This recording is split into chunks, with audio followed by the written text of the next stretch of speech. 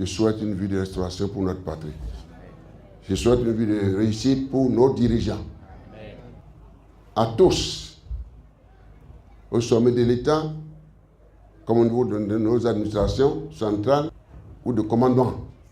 Je souhaite une vie de restauration pour la société civile, pour nos producteurs et d'autres animateurs de la vie économique dans nos pays.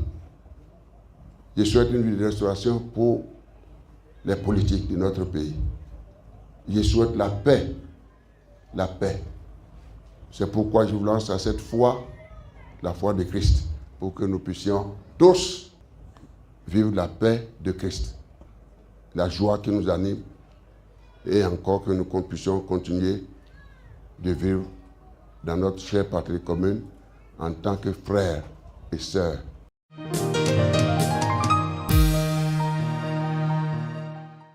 Je voudrais, à l'endroit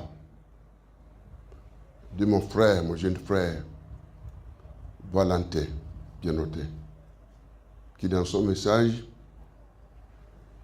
m'a marqué. Le rappel qu'il a fait,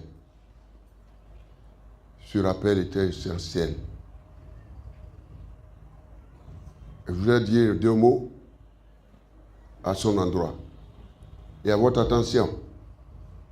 D'abord, continuez de saluer sa foi chrétienne. Valentin est une compétence nationale et pour moi internationale. Puisque, comme il a si bien rappelé, il a occupé d'importants postes au sein de la République. Il a rappelé d'abord au CNHU et après au niveau des départements ministériels. Si vous vous souvenez de ce que j'ai dit la dernière fois où nous nous sommes retrouvés dans de pareilles circonstances, lors du mariage de mon fils Élie, je vous ai rappelé que disons, la mission qu'accomplit en ce moment mon jeune frère Valentin. Dieu lui a confié cette mission-là. Il ne s'en est pas écarté. Il continue son combat pour défendre les valeurs du royaume de Christ dans sa foi. Naturellement, lorsqu'on vit en exil, pour des raisons que vous connaissez très bien, ce n'est pas facile. Mais si cette vie en exil ne l'a pas dépouillé de sa foi chrétienne, je crois que c'est un élément essentiel, cher pasteur évangéliste, surtout de nous. Je voudrais attirer votre attention là-dessus. Ça m'a marqué. Or, de son pays, de sa nation, de sa république, de sa patrie qu'il aime si bien, et de ses parents, Valentin n'a pas perdu sa foi chrétienne. Toujours attaché, il nous rappelle les valeurs du royaume de Christ, la question de l'intégrité dans la gouvernance des affaires de notre pays. Dans sa qualité d'homme politique, homme d'État, il n'a pas perdu de vue cela. Il continue d'utiliser cette foi-là pour servir la République loin de sa patrie, de son pays. Je voudrais le remercier. C'est un point essentiel pour moi parce que c'est sous l'onction de Dieu que nous sommes connus. C'est ce point essentiel qui nous unit. Et j'ai vu qu'il continue dans cette voie-là. Et il continue de m'encourager. Et d'encourager également des millions de citoyens. Non seulement dans notre pays, mais encore ailleurs.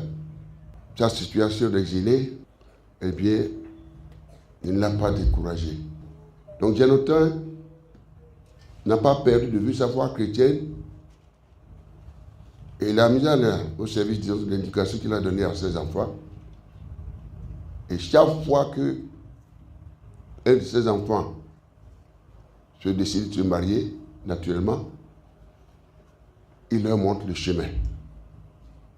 Donc, merci à mon frère Valentin Guénotin, qui leur a inculqué cette culture.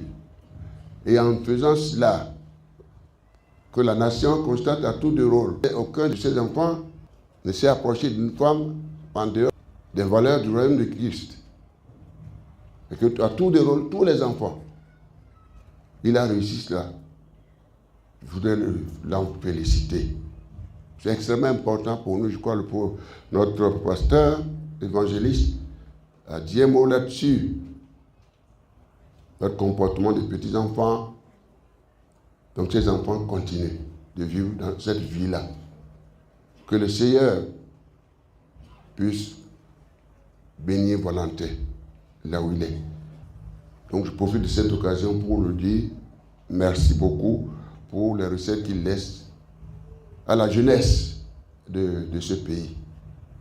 Si vous le suivez, surtout la question de l'intégrité. La question de l'intégrité dans la gouvernance des affaires de notre nation ne peut pas avoir de développement en dehors de la gouvernance d'intégrité et de transparence. Mes chers compatriotes, le combat de Valentin est le mien en tant qu'homme de foi. Et naturellement, j'ai dit merci à l'évangéliste qui a rappelé qu'on ne peut pas mener une vie en dehors de Christ. À mes chers compatriotes, c'est moi qui ai eu le privilège ou la chance peut-être de me retrouver au sommet de l'État pendant 10 ans, si je continue de parler de Jésus, naturellement, je voudrais prier certains je ne voudrais pas les offusquer. C'est une question de foi. Une question de foi. C'est ce qui est bien que je peux rappeler à mes chers compatriotes. Il n'y a pas d'autre voie. Si l'on veut voir son Créateur, notre cher Père céleste, nous venons de quelque part. L'évangéliste l'a dit. Et nous allons y retourner. En lui, par lui et pour lui, il nous a crié. Nous a envoyé un monsieur ici pour l'adorer, l'exalter et le témoigner pour sa gloire. En dehors de cela, je voudrais dire qu'il n'y a pas d'issue. Jésus, la porte, le chemin, la vérité et la vie. Nul ne peut venir au Père que par Jésus. Jésus est notre trésor, est le chemin. Merci à Valentin pour sa compréhension. Naturellement, je terminerai à son endroit en disant que, et comme il a si bien dit, tout concourt au bien de celui qui croit en Dieu. Et lui croit en Dieu. Et cette vie d'exil était déjà prévue par notre Seigneur dans son plan. Le plan de restauration de mon frère Valentin, bien noté. C'était inévitable. C'est une décision de Dieu. C'était prévu que dans sa vie, il mènerait une telle épreuve. Naturellement, le Seigneur ne nous a pas dit que nous n'aurons pas d'épreuve, nous n'aurons pas de problème. Jésus n'a pas dit cela. Mais Jésus a dit, dans les épreuves, il est toujours avec nous. Avec ses enfants. Avec son peuple. Donc, dans cette épreuve de Valentin, qu'il a si bien compris, Jésus est toujours avec lui. L'exil de Valentin, ça a été chronométré par Dieu, qui a son temps précis. Et à ce temps fixé, Valentin reviendra dans son pays, mes chers compatriotes, au nom du Seigneur Jésus. Amen. Et il viendra naturellement servir sa République. Servir sa République dans le plan de restauration que le Seigneur l'a prévu. Et il ne peut y avoir, ça ne suffira pas en dehors d'une vie glorieuse pour lui et pour sa famille. Je le dis pour qu'il maintienne toujours son courage et vous qui le soutenez, ne perdez pas courage. C'est une épreuve qui est prévue dans sa vie, qu'il est en train de mener dans la joie, avec la présence du Seigneur, et que très bientôt, sa restauration se fera. Au nom de Jésus. Le mariage que nous célébrons aujourd'hui de nos fils, ce mariage-là se situe bel et bien dans les valeurs du royaume de Christ. Et je crois, avec le message passé par notre évangéliste célébrant, eh bien, je pense que le couple est déjà béni. Mes chers compatriotes, je lance un appel à vous, celui de vous connecter à l'espérance. Vous qui êtes là, vous qui avez fait le déplacement, et vous qui n'avez pas pu faire le déplacement également. Je le dis à ma qualité d'ancien président du Bénin. Je vous lance à cette vie d'espérance. Rien n'est perdu pour notre nation. Les années perdues, les richesses perdues, les espoirs perdus seront restaurés dans vos vies. Amen. Seront restaurés dans vos vies, chers compatriotes. Amen. Seront restaurés dans vos vies. Amen. Je souhaite une vie de restauration pour notre patrie. Amen. Je souhaite une vie de réussite pour nos dirigeants. Amen. À tous, au sommet de l'État, comme au niveau de nos administrations centrales ou de commandement.